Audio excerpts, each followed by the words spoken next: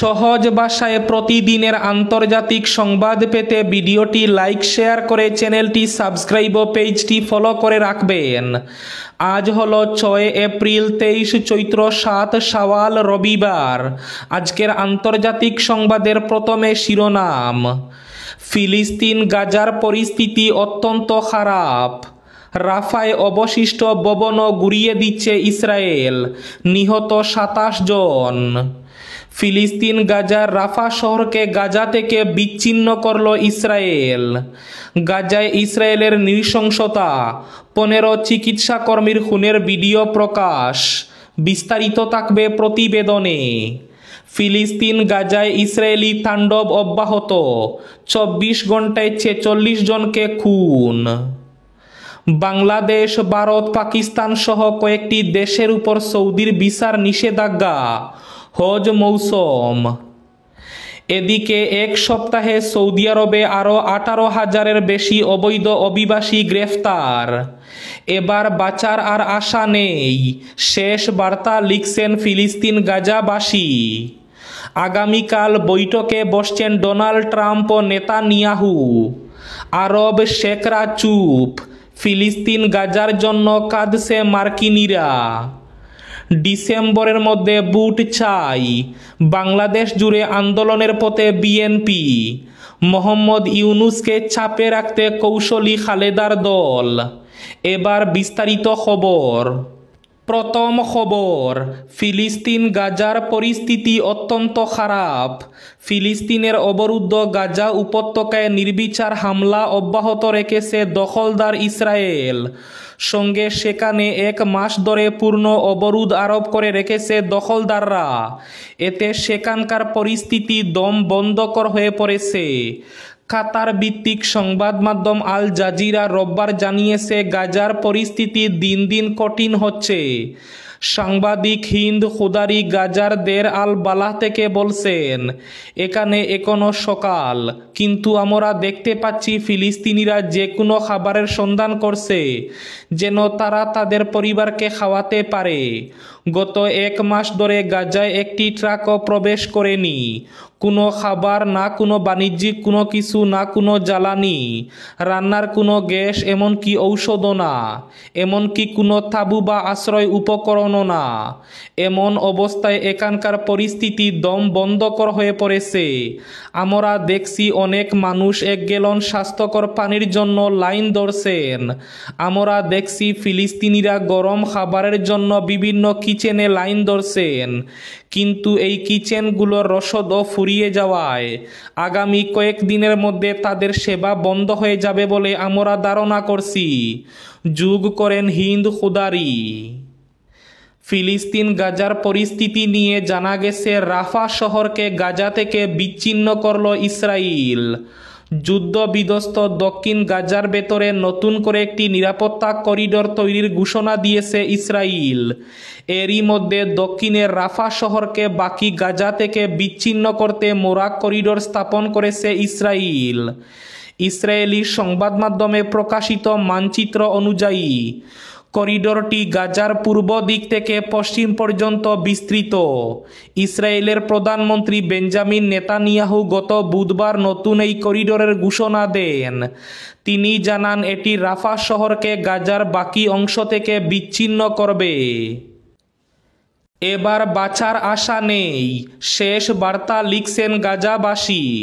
ফিলিস্তিন গাজা উপত্যকায় ইসরায়েলের অবিরাম বোমা বর্ষণ ও হামলার মধ্যে ফিলিস্তিনিরা সামাজিক যোগাযোগ মাধ্যমে শেষ বার্তা এবং বিদায় চিঠি লিখে রাখছেন। তাদের আশঙ্কা, এবার তারা বাঁচবেন না। 2023 সালের অক্টোবর থেকে ইসরায়েলের হামলা শুরুর পর থেকে গাজাবাসী একে অপরের সঙ্গে যোগাযোগ রাখতে, ইসরায়েলের আক্রমণ এবং তাদের দৈনন্দিন জীবনযাপনের কথা বিশ্ববাসীকে জানাতে সামাজিক যোগাযোগ মাধ্যম ব্যবহার করে আসছেন। কিন্তু গত 24 ঘন্টায় হতাশা এবং মৃত্যু ভয় নিয়ে লেখা পোস্টের সংখ্যা বেড়েছে। গত বৃহস্পতিবার ইসরায়েলের হামলায় অন্তত 112 ফিলিস্তিনি নিহত হয়েছেন। গত 28 মার্চ থেকে 18 মার্চ ইসরায়েলের হামলায় পুনরায় শুরু হওয়ার পর এটি সবচেয়ে ভয়াবহ দিন। গাজার এক নারী নূরের পোস্ট করা ভিডিওতে দেখা গেছে ধ্বংসস্তূপে পরিণত হয়ে একটি এলাকায় পাশের ভবনে ইসরায়েলি হামলা করছে। ভিডিওটির পটভূমিতে এক নারীর কান্না শোনা যায়। পোস্টের ক্যাপশনে লেখা, এবার মনে হচ্ছে আমরা বাঁচব না। ফিলিস্তিন গাজায় ইসরায়েলি তাণ্ডব অব্যাহত, 24 ঘন্টায় 46 জনকে খুন।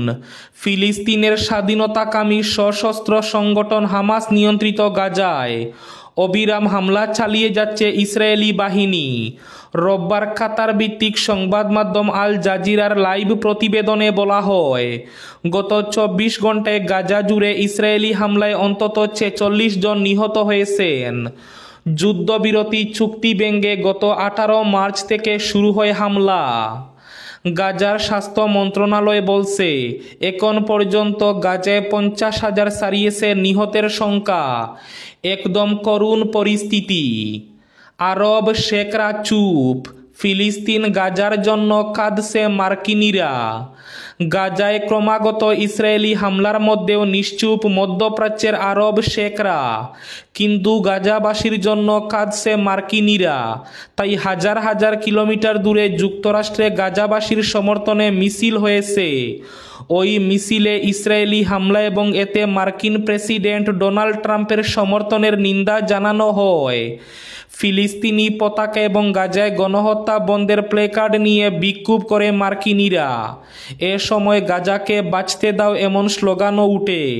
গেল 7 অক্টোবর থেকে গাজায় নিহত ফিলিস্তিনিদের নামের তালিকা সম্বলিত একটি বড় ব্যানারও দেখা যায় বিক্ষোভকারীদের হাতে। ফিলিস্তিন গাজার রাফায় অবশিষ্ট ভবনও গুঁড়িয়ে দিচ্ছে ইসরায়েল। ফিলিস্তিনের গাজার বিভিন্ন এলাকায় গত 24 ঘন্টায় ইসরায়েলি মুহুর্মুহু হামলা চালিয়ে যাচ্ছে। একই সময় আহত হয়েছেন অনেকে।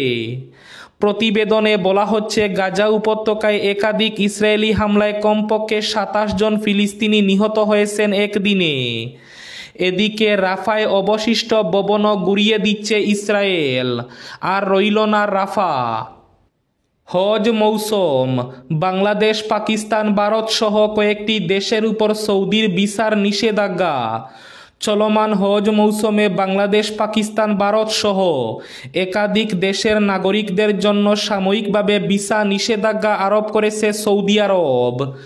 জিও নিউজের প্রতিবেদনে জানানো হয়েছে, এই নিষেধাজ্ঞা মূলত উমরা, ব্যবসা এবং পারিবারিক ভিসার ক্ষেত্রে প্রযোজ্য হবে। অনুমান করা হচ্ছে এই বিধিনিষেধ আগামী জুন মাসের মাঝামাঝি সময়ে প্রত্যাহার করা হতে পারে। আগামীকাল বৈঠকে বসছেন ডোনাল্ড ট্রাম্প ও নেতানিয়াহু। ইসরায়েলি প্রধানমন্ত্রী বেঞ্জামিন নেতানিয়াহু সোমবার মার্কিন প্রেসিডেন্ট ডোনাল্ড ট্রাম্পের সঙ্গে বৈঠক করবেন। শনিবার ইসরায়েলি প্রধানমন্ত্রীর কার্যালয়ে এই তথ্য নিশ্চিত করেছে খবর এএফপির। প্রতিবেদনে বলা হয়েছে, ওয়াশিংটনে অনুষ্ঠেয় বৈঠকে নেতানিয়াহু ট্রাম্পের সঙ্গে শুল্ক এবং ইরানের হুমকি সহ বিভিন্ন বিষয় নিয়ে আলোচনা করবেন। সম্প্রতি দুই দেশ অত্যন্ত জটিল কিছু বিষয় মোকাবেলা করছে, যার মধ্যে রয়েছে ট্রাম্পের ইসরায়েলি আমদানির উপর 17% শুল্ক আরোপ, গাজায় যুদ্ধবিরতির বিষয় এবং ইরানের পারমাণবিক কর্মসূচি নিয়ে ক্রমবর্ধমান উদ্বেগ। নেতানিয়াহুর কার্যালয় এক বিবৃতিতে জানিয়েছে, নেতানিয়াহু ট্রাম্পের সঙ্গে শুল্ক আরোপ, গাজা থেকে ইসরায়েলি জিম্মিদের ফিরিয়ে আনার চেষ্টা, ইসরায়েল তুরস্ক সম্পর্ক, ইরানের হুমকি এবং আন্তর্জাতিক অপরাধ আদালতের বিরুদ্ধে লড়াই নিয়ে আলোচনা করবেন বলে আশা করা হচ্ছে। এবার শেষ খবরটি, ডিসেম্বরের মধ্যে বুট চাই। বাংলাদেশ জুড়ে আন্দোলনের পথে বিএনপি, ইউনূসকে চাপে রাখতে কৌশলী খালেদার দল। আগামী ডিসেম্বরের মধ্যে বাংলাদেশে সাধারণ নির্বাচনের আয়োজন করতে হবে, এমনটাই দাবি প্রাক্তন প্রধানমন্ত্রী খালেদা জিয়ার দল বিএনপির। দীর্ঘদিন ধরে নির্বাচনের দাবি জানিয়ে আসছে তারা। অভিযোগ, সংস্কারের দোহাই দিয়ে আরও বেশি সময় ক্ষমতায় থাকতে অন্তর্বর্তী সরকারের প্রধান উপদেষ্টা মোহাম্মদ ইউনূস বুট আয়োজনের চেষ্টাই করছেন না। সূত্রের খবর, ইউনূসকে চাপে রাখতে এবার বিএনপি বাংলাদেশ জুড়ে বড় আন্দোলনের পথে নামার পরিকল্পনা করেছে। দেশের প্রত্যেক শহর এবং জেলায় কর্মসূচির আয়োজন করা হচ্ছে। আন্দোলনে নামার আগে অবশ্য ইউনূসের সঙ্গে শেষবার আলোচনায় বসতে চান বিএনপি নেতৃত্ব। বাংলাদেশের সংবাদ মাধ্যম ডেইলি স্টারকে বিএনপির স্থায়ী কমিটির সদস্য সালাউদ্দিন আহমেদ বলেছেন, প্রধান উপদেষ্টার সঙ্গে নির্বাচনের তারিখ নিয়ে আমরা আলোচনা করব, শরিক দলগুলির সঙ্গেও বৈঠক হবে, তারপর জনগণের কাছে বার্তা পৌঁছে দেব। এই ছিল আজকের আন্তর্জাতিক সংবাদগুলো। ভিডিওটি অবশ্যই লাইক করে শেয়ার করে দেবেন।